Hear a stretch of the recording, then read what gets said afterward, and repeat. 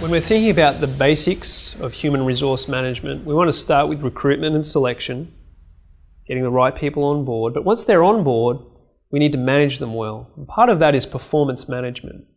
Performance management scares people, but really it's just a simple system for allowing people to set goals and tracking their performance against those goals and then rewarding them. It really should be simple, because as soon as it becomes complicated or convoluted, people start to just either opt out by ignoring it or just ticking the boxes and going through the motions. Good performance management should be based around 4 R's. That should be results, revelation, regularity, relationship, and reward. So the first thing is results.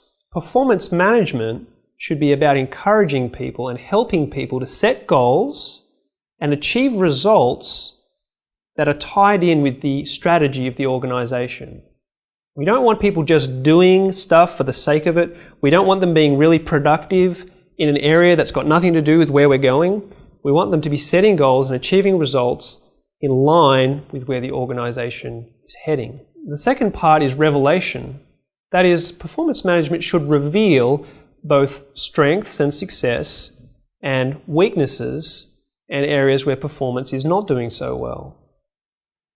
It should really show up where there is a need for more resources, a need for training, or a need for discipline. So performance management should be about results and also about revelation. Third point about performance management is that it should be regular. The idea of an annual review is a fairly outdated one. Successful organizations and managers often have a system of performance management which is fortnightly or weekly. The benefit of that is that when things start to go off track, you can spot that early on and deal with it. And when things are going well, you can spot that early on and encourage it. If it's not regular, it's easy for people to drift and start doing things that might be really productive but have nothing to do with their goals and the strategy of the organization. Or it's easy for people to be doing the right things but become discouraged. So performance management, it should be about results, should be revealing where the strengths and weaknesses are, it should be regular, and it should also be relational. That is, it shouldn't be based around some kind of technical computer system where you type in your results and get a little tick. It should be a conversation with a manager. Now that's going to require some emotional intelligence from managers, because inevitably one of the things you might need to deal with in performance management is poor performance. So you need to have the ability to confront that honestly, bring it out and talk about it without crushing the person's spirits. It needs to be part of a general relationship, part of a conversation that's ongoing and regular. Lastly, performance management needs to be about rewards. That is, you need to reward right behavior, reward people who are achieving their goals, their results that are tied to the strategy of the organization. People notice what gets rewarded. People do what gets rewarded.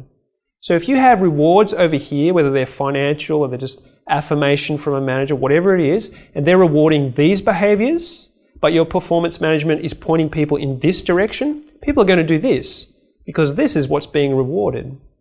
To be truly effective, whatever is being set here as a goal, that needs to be rewarded.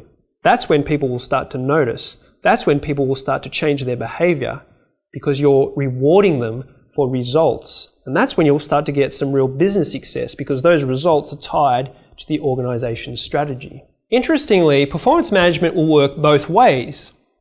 It will enable the organization and the manager to see how the individual's going and to manage that performance. It will kind of reveal that. But it will also help the individual see how the organization is going.